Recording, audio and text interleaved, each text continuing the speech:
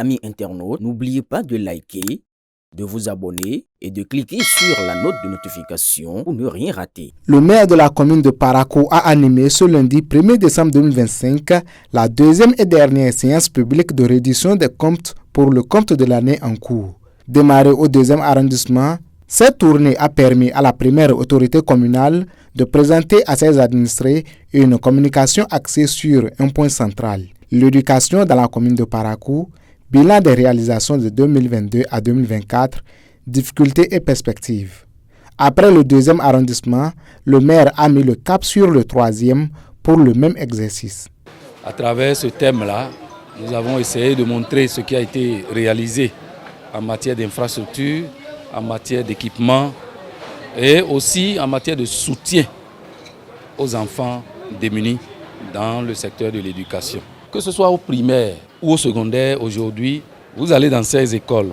Je veux parler du CG Guéma, je veux parler le CG Zongo en matière de mobilier. Guéma, c'est infrastructure et mobilier. Vous allez à l'école primaire, que ce soit SNTN, que ce soit à Dokparou Est, vous allez voir les impacts que nous avons posés dans ces écoles-là. Et il y a certaines écoles qui attendent dans ce budget de 2025 qui est en train de prendre fin, que des choses ont été prévues, mais la lenteur administrative dans les histoires de passation de marché ont fait que les travaux vont démarrer début 2026.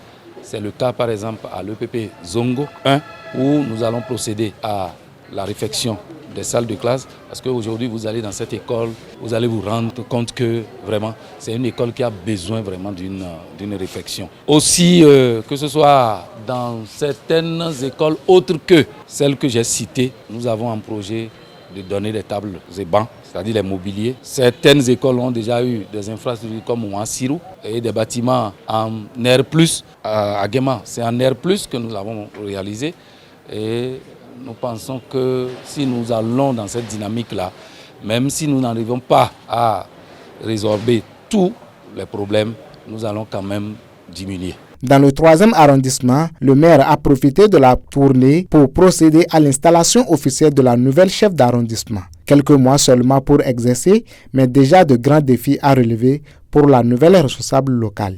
Ça semble court, c'est 3 mois. Pourtant, pour moi, c'est un défi, c'est un grand challenge à 2 niveaux. Parce que je viens en fin de mandat, on se dit, qu'est-ce que je peux faire en si peu de temps pour impacter ? Ensuite, parce que je suis une femme, je l'ai dit, la première fois que l'arrondissement ou que Parakou a une femme chef d'arrondissement, alors que dans mon sens, les arrondissements constituent réellement le sous-bassement du développement local. C'est le lieu où il faut être proche de la population, il faut répondre aux attentes des populations et donc le regard qu'on attend, on est toujours plus exigeant envers la femme. Donc je sens cette responsabilité sur moi. Mais en même temps, je suis très motivée parce que j'adore les défis, très motivée parce que je me dis quelque chose est possible, très motivée parce que je me dis ces 3 mois, je les transforme vraiment en opportunités pour dire que quelque chose est possible et qu'on peut faire encore plus que ce qui se fait déjà. Les populations sorties massivement ont salué l'initiative. Pour elles, cette reddition de comptes s'apparente à une véritable lanterne permettant de mieux comprendre l'action municipale et d'apprécier les efforts engagés. La reddition de comptes que le maire vient de faire, vraiment ça nous a beaucoup joui. Nous avons retenu aussi que les travaux sont encore en cours. Certains quartiers vont bénéficier aussi des efforts de la mairie. En une année, on ne peut pas tout faire. D'abord, je salue le grand prestige du maire parce qu'il nous a fait un grand développement. Il a montré de par tout ce que les fonds ont servi à faire et surtout vraiment il y a eu beaucoup d'assistance surtout sur le plan social au nom de ces redditions de comptes et surtout le secteur de l'éducation qui a été pris en grande partie. Il a beaucoup apporté dans le développement de notre secteur, surtout éducatif et en ce qui concerne aussi l'aménagement de certaines voies. Donc vraiment sur ce bilan, je pourrais dire que cette réduction a été salutaire. Comme lui-même a su déjà le dire, tant qu'il reste à faire, on peut encore faire.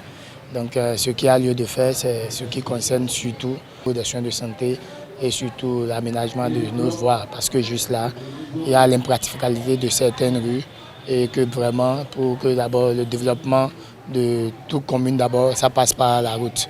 Vraiment, c'est un plaisir pour nous parce qu'on ne connaissait rien dans ça. Aujourd'hui, quand il est venu nous éclaircir, on était tous contents.